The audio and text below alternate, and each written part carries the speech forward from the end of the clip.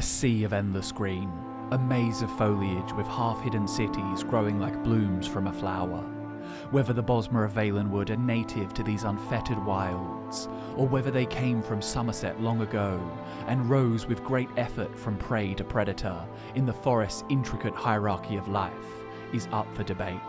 But one thing that isn't up for debate is just how impenetrable this province can be. Many foreign powers have led their legions into this southwestern land, yet none have ever brought it under control. The coasts of Valenwood are dominated by mangrove swamps and tropical rainforests, while heavy rainfalls nurture the temperate inland jungles. The Bosmer live in timber clan houses, at sites scattered along the coast and through the interior, connected only by undeveloped foot trails.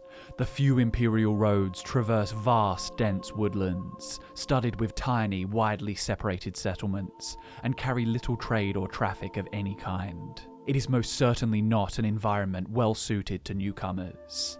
Perhaps this is why the Bosmer have no word in their language for lost. The viridescent region is left to flourish without hindrance.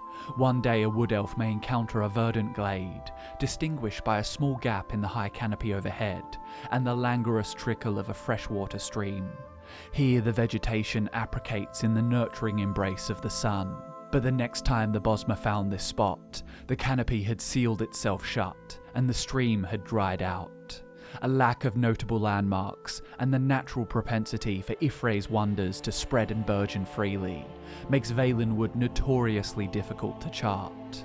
And that's before we even take into consideration the menagerie of strange and dangerous beasts that call the forests home. Centaurs, hippogriffs, satyrs, minotaurs, giants, basilisks, fairy folk, hydra, and intelligent apes. What you may find on a frolic through the woods is always uncertain. I guess what I'm trying to say is, unless you happen to be a Bosmer, perfectly adapted to live in harmony with Ifre's creations, then you'd have to be mighty stubborn to call Valenwood home. And there's one Tamrielic race that trumps all others in their adamant self-determination, a strength of will that only takes a small nudge to manifest as outright belligerence. This is a race that saw their divine champion fall to the treachery of two scheming Daedra lords, and despite his humiliation, remained by his side. I'm of course talking about the Orcs. Trinomac was the paragon of strength, honour and unity, and he was clearly effective at instilling these virtues in his followers. For when he passed through Boethiah's bowels, and was born again in repugnant shame, his beautiful pale gold-skinned elven followers knelt before him, and smeared themselves with the muck that spewed out beside him. Thus those faithful Aldmer became Orsimer, and they were ostracised from that moment onward. The Orcs proceeded to establish their own culture and societal structure, based upon the teachings of Trinomac. Though the warrior god had been sullied, though spite and rancour had infected his mind, he still held firm to those virtues of strength, honour and unity, and expected his people to do likewise. This is the race I would expect to have the gall to face the perils of Valenwood, and not balk. And this is how the Wood Orcs came to be. Hey guys, it's Drew here and welcome back to FudgeMuppet. In this video we're going to be talking about a lesser known sect of the Orsimer race. We've talked in great detail before about stronghold orcs and the various iterations of the city of Orsinium, but this will be the first time exploring the deviations in culture and history between the northern orcs and the Orcs of Valenwood. It's no secret in Tamriel just how much of an impact environment can have on a race. The Aldmer of Somerset were genetically uniform for much of history, but that all changed as the various splinter groups migrated across the continent. The Maumer Sea Elves changed dramatically after their exile from Somerset and the subsequent settling of the remote Isle of Pyandania. The Aldmer who witnessed Boethiah's deception of Trinomac and decided to follow the Daedric prince became the gold-skinned Chimera. They diverged so far from their old ways that it's reflected in their name, Chimera, which means the changed ones. If you subscribe to the idea that the Bosmer were once part of the Aldmer race, which seems the most likely origin, then these small brown, sometimes horned elves are another great example of how much a new biome can impact biology. The Orsimer of Valenwood differ from their northern kin in many areas, but they are undoubtedly orcs. Their appearance, beyond their dress, is largely unchanged. Perhaps that can be chalked up to their dogged determination. Nevertheless, the labyrinthine jungles of Tamriel's southwest have had an inexorable influence on the Wood Orcs. Orcs are known to build their settlements high in mountain passes, where gales glide down the precipices, and the snows settle on everything, threatening to freeze all life in its embrace. The Orcs are not afraid of the elements, for the inhospitable regions of Tamriel provide a crucial boon: solitude. They are outcasts, and they are not well liked by the civilized races of the continent. Amidst the frosty peaks, their neighbours are much more likely to leave them be. The Wood Orcs of Valenwood are not so different. They don't need altitude to escape their many enemies, for the thick jungles ward off all but the most seasoned navigators. As a result, traditional orcs and wood orcs maintain a mutual appreciation for isolation. Yet the climate of the rainforest inevitably impacts a few major elements of their society. Wood orcs do not favour heavy armour, nor do they wear thick layers of fur. They instead opt for light, breathable materials, and favour agility over toughness. The ability to work alongside the natural environment is vital to survival in these jungles, so Wood Orcs aim to achieve a level of mobility that enables to climb trees swiftly. And in the forests, where visibility is constantly impaired by the tree line, a Wood Orc must rely on a keen eye and the ability to track their prey. No race can hope to be as nimble and perceptive as the Bosmer, but the Wood Orcs combine these traits with their innate bulk and strength. So while Wood Orcs are more akin to light skirmishers than heavy berserkers, they can still crush their opposition with the same efficacy of their mountain-dwelling kin. Wood Orc strongholds are visually reminiscent of the strongholds you may see in the northern reaches of Skyrim and High Rock, but oftentimes they are much larger, with considerably more formidable fortifications. Most Orsimer strongholds boast sharpened palisades as the primary form of defence, but in Valenwood, Wood Orc strongholds are often protected by huge walls of stone and timber, with great hulking gates capable of halting even the mightiest of armies.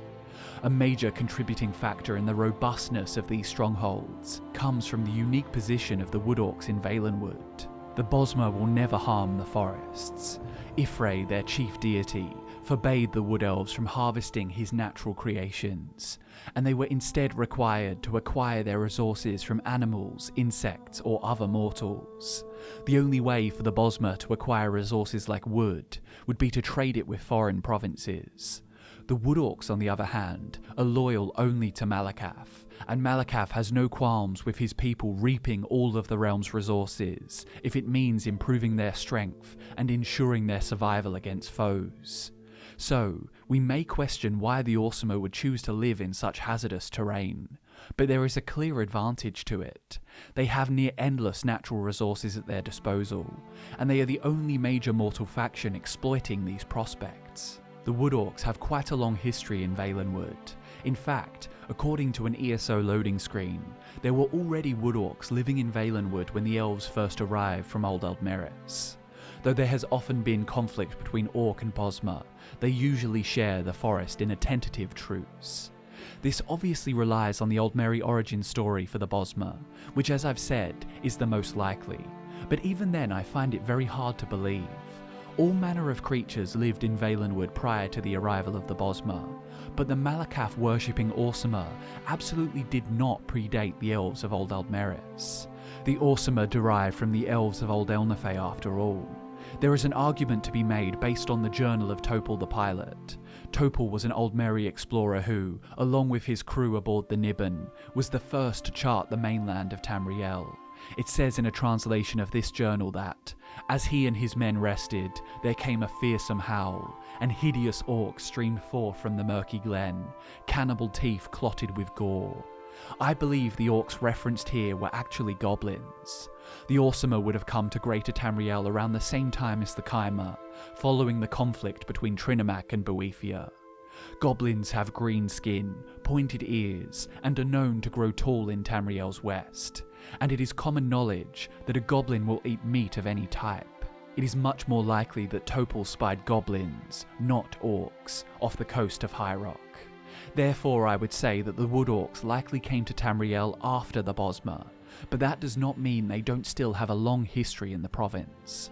While the Wood Orcs frequently engaged in small-scale conflicts with the Wood Elves, it was another race of Mer that caused the most trouble for the Orcs of Valenwood early in the First Era. When Alesia the Slave Queen and her legion of rebels toppled the tyranny of the Ayleids, many of the Heartland Elves were forced to flee the wrath of Pelennor Whitestrake and the upstart humans. Some travelled to High Rock to join the Durrani Elves. Some bold Eastern Ayleids even travelled into the treacherous swamps of Argonia. But the vast majority of these refugees headed southwest, to assimilate with the elves of Somerset and Valenwood. This spelled trouble for the Wood Orcs, who were displaced by the settling Ayleids. This tension culminated in the Battle of Abermath. The Ayleid refugees had set their sights on this well-situated town on the banks of the Xylo River. It is also said that this Wood Orcish town was located in a place that was full of natural magicka stores, magicka that the Wood Orcs believed was the blood of Morlock. The Ayleids sacked the town, but the Wood Orcs would not yield this sacred town willingly. They delved deep into the caves beneath the city and painted their faces with this blood of Malakath. And when they re-emerged, they fought gallantly. But against the might of the Ayleids, even though they were unfamiliar with the region, they stood no chance, and they died in droves. You'd think that the Ayleids would not fare well in the dense jungles of Valenwood, but you must remember that at this time in history, Cyrodiil was a jungled land too. Modern sources have attempted to write this off as a transcription error, but I don't believe it personally. There is plenty of evidence for a jungled heartland, and even the garb of the Ayleids suggests the culture of shamanistic, jungle-dwelling elves. They adorn their clothing and armour with feathers and magic beads, and the text Provinces of Tamriel describes a Cyrodiil that reflects these motifs. It is an endless jungle. The Imperial City is in the heartland, the fertile Nibene Valley. The densely populated Central Valley is surrounded by wild rainforests, drained by great rivers into the swamps of Argonia and Topal Bay. The land rises gradually to the west and sharply to the north. Between its western coast and its Central Valley are deciduous forests and mangrove swamps. So when the Ayleids crossed the border to Valenwood, they were prepared for what faced them. Most of the Wood Orcs of Abermath were slaughtered, while others were enslaved. A meagre few fled, and though they were spared death or capture, they were ashamed of their cowardice. The Wood Orcs remember their defeat, and have turned it into a rallying cry. Many Wood Orcs, especially those who trace their ancestry back to the taking of Abermath, paint their faces red still, hoping to cleanse their shame with displays of renewed ferocity. When the Imperials spread into Valenwood, the Wood Orcs were quick to seize the opportunity to do as their kin in the north do, raid. The Cyrodiilic Empire was far greater in size and strength than any other power at the time, and the brazen Wood Orcs could never hope to survive the focus force of the Imperials. But in this foreign land, their garrisons were spread thin, and they were easy pickings for the deft Orcs. In the case of Reeman's Bluff, an Imperial garrison in the Gratwood region, Wood Orcish raids proved fatal to the occupying humans. One Imperial shot down a Wood Orc shaman that had supposedly come to bring peace terms between the factions. The Wood Orc response was brutal, and they raided the settlement endlessly. Eventually it was captured, and the garrison commander, Praetor Aemilianus Lecter, committed suicide to avoid capture. The Wood Orcs built the Barkbite stronghold atop the ruins of Reeman's Bluff. But not all Wood Orcish dealings with the Empire were hostile. In some cases, the clans worked alongside the Imperials. One example is a failed mining town called Goldfolly, which was given to the Orcs, who built an outpost in its place. Another clan, the Darkfern clan of Gratwood, allied themselves with the Aldmeri Dominion canon reeve Oroneth, who had schemed to uproot Altmer influence in Valenwood in an attempt to prevent unnecessary bloodshed in the Alliance War.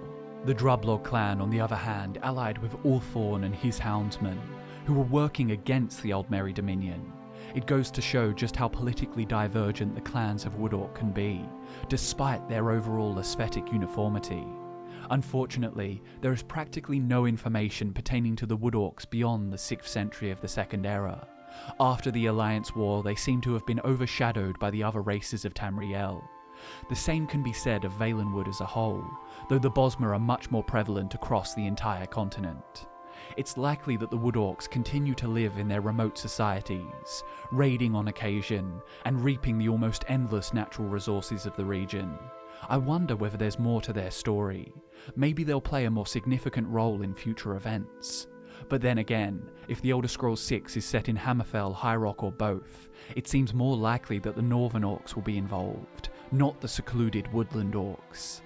But there you have it, guys. I hope you enjoyed the video. Thanks so much for watching. My name is Drew, you're watching FudgeMuppet, and I'll see you in the next one.